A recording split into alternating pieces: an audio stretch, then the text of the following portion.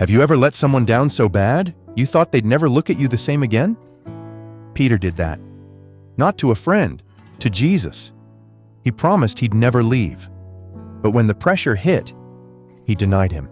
3 times, loudly, publicly, and still. Jesus didn't walk away.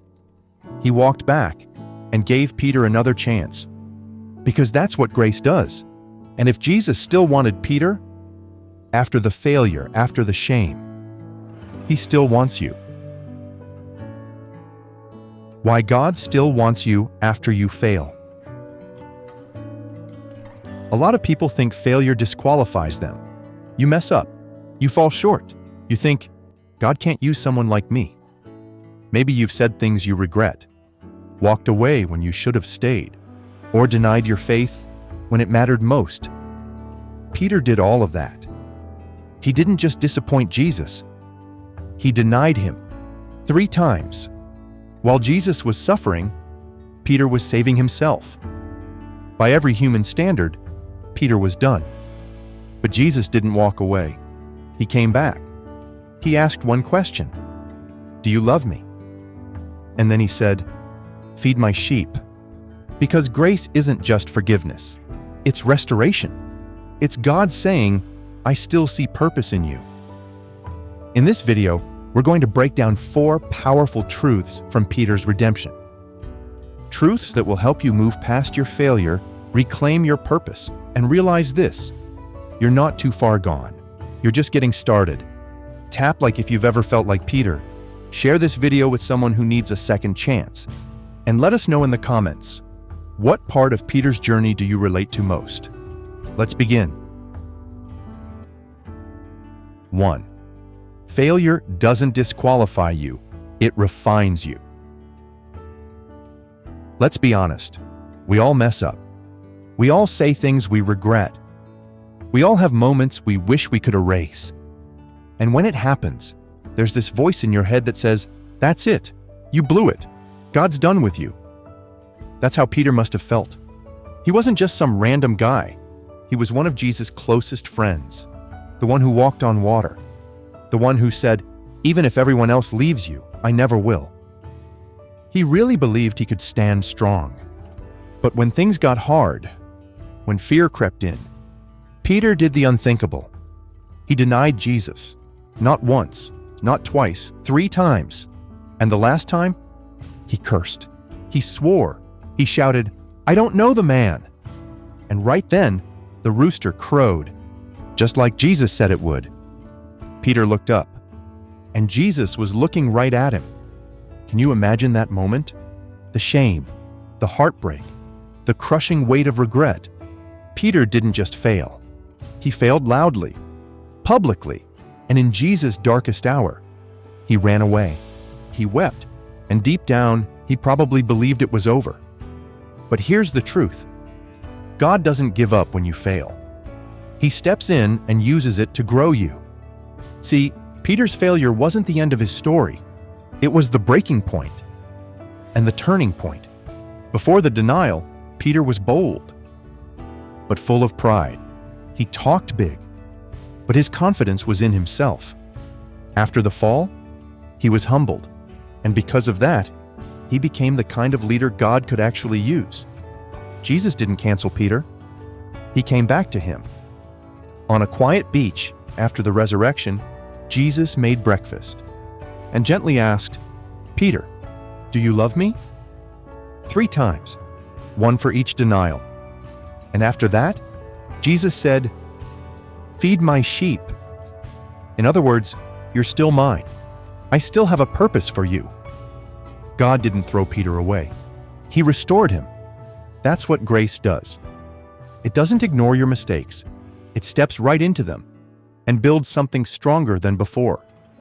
And Peter, the same man who denied Jesus in fear, stood up just weeks later and preached to thousands at Pentecost. That's not someone who got disqualified. That's someone who got refined. So here's the takeaway for you. Maybe you failed. Maybe you feel ashamed. Maybe you think God's done with you. But listen closely. Your worst moment doesn't erase your calling. It might be what prepares you for it. God isn't looking for perfect people. He's looking for people who are willing to come back, humble, surrendered, real. Just like Peter did. You're not disqualified. You're being rebuilt. And the fire you're walking through right now might be what God uses to make you unshakable. So don't walk away. Don't hide. Come back to the fire. Jesus is waiting there, not to punish you, but to restore you. 2. Jesus sees beyond the moment. When Peter messed up, he didn't just feel guilty, he felt done. He had failed big, denying Jesus 3 times. In public, with fear in his voice and curses on his lips. He probably thought, that's it. Jesus saw what I did. There's no coming back from this. But that's where Peter's thoughts and Jesus' heart completely diverged. Because while Peter saw failure, Jesus still saw calling. While Peter saw shame, Jesus still saw potential. Jesus knew Peter would fall and still called him anyway. That's the part we miss. He didn't wait until Peter proved himself. He chose Peter, knowing exactly how messy it would get. And even before the denial, Jesus looked Peter in the eye and said, "You are Peter, and on this rock I will build my church." Think about that. Jesus didn't say, "You will be strong once you earn it," or "You'll be worthy once you stop failing." He spoke to Peter's future, not his past. He saw the storm coming. He saw the denial. But he also saw Pentecost. He saw Peter standing boldly, preaching the gospel with fire.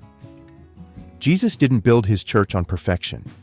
He built it on a redeemed man. That's the heart of God. He doesn't get stuck in your worst moment. He speaks to what you can still become. And maybe right now, you feel like Peter. You've done things you regret.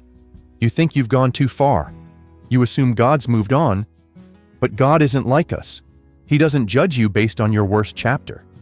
He already sees your whole story. He knows where grace will take you. He knows what healing can rebuild. He knows the kind of impact you can have once shame isn't driving anymore. Jesus never looked at Peter and said, "You're too broken for this." He looked at him and said, "Do you love me?" Because love is what he's after. Not performance, not perfection, just love and willingness. You don't have to fix everything before you come back. You just have to say yes again. Because God's plan for you was never built on your success. It was built on your surrender. That's why Peter's story gives us so much hope. He didn't get replaced. He got restored. And the same can be true for you.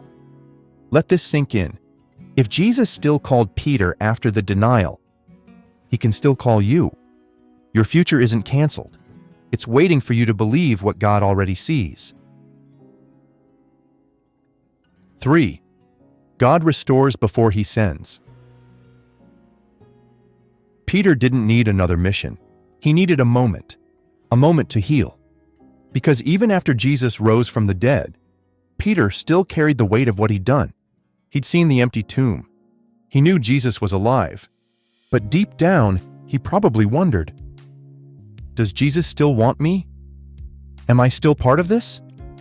That's why what happened on that beach matters so much. Peter had gone back to fishing, back to what he knew before Jesus called him. It wasn't just a job. It was a quiet way of saying, maybe I'm not chosen anymore. But Jesus didn't leave him there. He showed up on the shore, made breakfast over a charcoal fire. The same kind of fire where Peter had denied him just days before. That wasn't random. That was redemption. Jesus was recreating the scene, but this time not for shame, for healing. He looked at Peter and asked, "Do you love me?" 3 times, one for each denial, not to embarrass him, but to restore him. Each time Peter answered, "Yes, Lord, you know I love you." And each time Jesus responded, "Feed my sheep." In other words, you're still mine. I'm still sending you. But first, let's make this right. That's the heart of God. He doesn't rush you past your pain. He meets you in it. He doesn't skip over the wound. He sits with you until it heals. Because before God gives you a new assignment, He always gives you space to recover, to breathe, to remember who you are. Jesus didn't give Peter a lecture. He gave him love. And from that place came the calling. Some of us are trying to serve God while still carrying shame, still running from what we've done, still wondering if we even deserve to be in the room. But here's the truth. You can't walk in purpose until you let God restore your heart. Peter wasn't ready to preach at Pentecost until he sat by the fire with Jesus, until he heard those words, "Feed my sheep." And maybe today, you're not hearing a mission yet, because Jesus is still whispering, "Come sit with me first." Let Him remind you, you're forgiven, you're loved, you're still called, because restoration always comes before assignment. Remember this, before Peter ever stood before thousands, he sat with one. And in that quiet, tender moment, his heart was restored. His shame was replaced with peace. His failure was rewritten by love. And if God did it for Peter, He'll do it for you. So don't rush past the healing. Let God meet you by the fire. Because what He restores, He will send.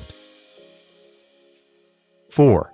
God uses the humble, not the perfect. Peter didn't become bold because he got it all right. He became bold because he knew what it meant to fall and still be loved. That kind of love changes you. Before the cross, Peter had confidence, but it came from pride, from wanting to be the best, from needing to prove something. After the cross, after the denial, after the beach, Peter had something different. Humility. He had nothing to prove anymore, nothing to hide, nothing to boast about. He knew who he was. More importantly, he knew who Jesus was. And that was enough. That's why when he stood up on the day of Pentecost, he didn't preach with arrogance. He preached with fire, but fire that had been purified by grace. He wasn't pointing to himself. He was pointing to Jesus. And that's the kind of person God loves to use. Not the proud, but the humbled. See, we live in a world that chases perfection. Be better. Be stronger. Be more impressive. But God's kingdom doesn't work like that. He doesn't choose people because they're flawless. He chooses people who are honest, who are real, who've been broken, and let Him rebuild them. That's what made Peter unstoppable. Not his record, not his resume, not his ability to get everything right.